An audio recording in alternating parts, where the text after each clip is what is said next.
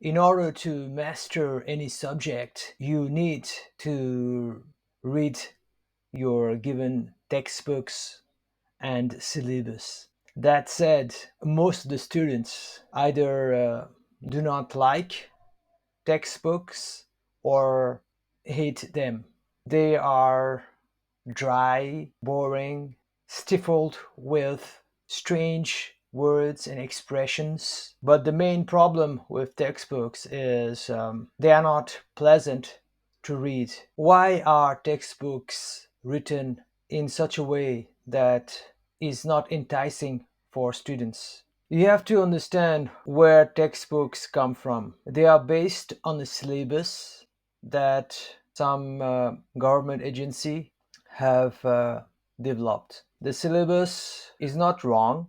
It is a list of data, terminologies, tasks that need to be learned, mastered in a chronological order in order to fulfill the objective for that particular subject in that particular academic year or semester. Then, based on that syllabus, some writers come up with a book that tries to explain the various skills listed in the syllabus. The textbooks have got to be very accurate because experts in those subjects will be vetting them.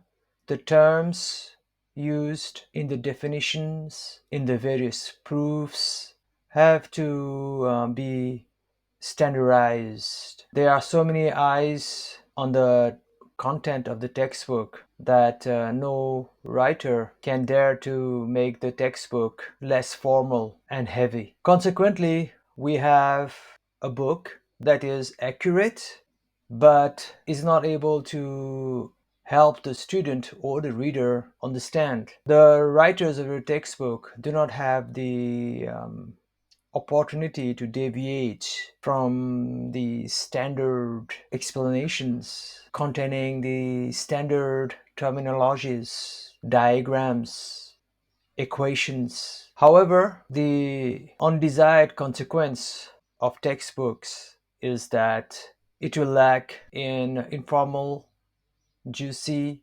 and colloquial language to explain the same topics covered in the syllabus. This is the biggest demerit of syllabus and textbooks. Now, using the four brain learning approach that you are very familiar with by now, you can infer that textbooks are the outcome of the skill brain quadrant. The textbooks are designed so that the student can memorize the contents and regurgitate in the exams. This works for students who have a predominance of the skill brain quadrant, but for others, it's a nightmare. If you read any books on memory, you will find out that there are mainly three principles to memorize anything. The first one is repetition, the second one is impression, and the third one is association. So those who wrote the syllabus and the textbooks are so well wired in the scale brain quadrant that by repeating the content in the textbooks and forcing an impression in their brain, they are able to memorize it at least long enough until the exams. However, those students who are dominated by the other three brain quadrants are not able to do that. For them, the third principle must be used, and that is of association. So if you are dominated by the information brain quadrant, then whenever you read a textbook, you should ask yourself questions like how does this particular part of the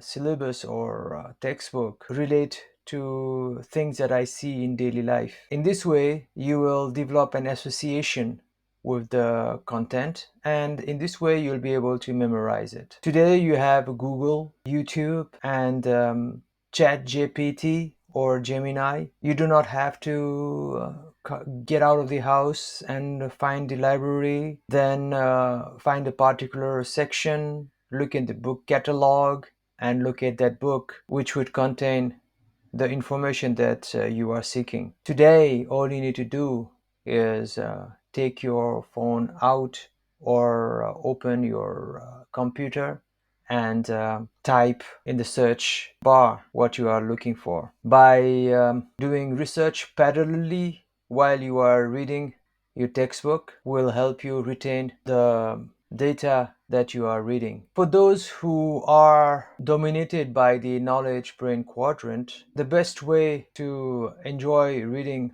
the textbook is to start by looking at the table of contents. First, read all the level 1 headings, that is the name of the chapters. Don't look at the details. Ponder over each of the titles. Try to weave them into a picture by joining all the various chapters into one frame.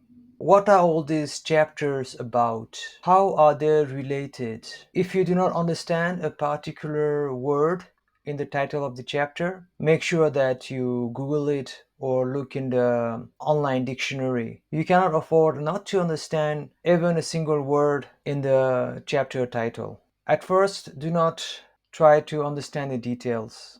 Spend at least several hours doing research on the chapter titles themselves. You don't need to go to the library, just do a Google search. Then do a YouTube search on the map of the subject that you are reading. There will be some videos describing how the various chapters are interrelated. The syllabus won't tell you this. Why? Frankly, I have no idea. What I do know is some guys on the internet knows that it is important to have the map of the subject before getting into nitty-gritty. Anyways, just get a feel of the subject that you are studying. Only then you are ready to go into the details of that particular chapter. Yet, you must first still stick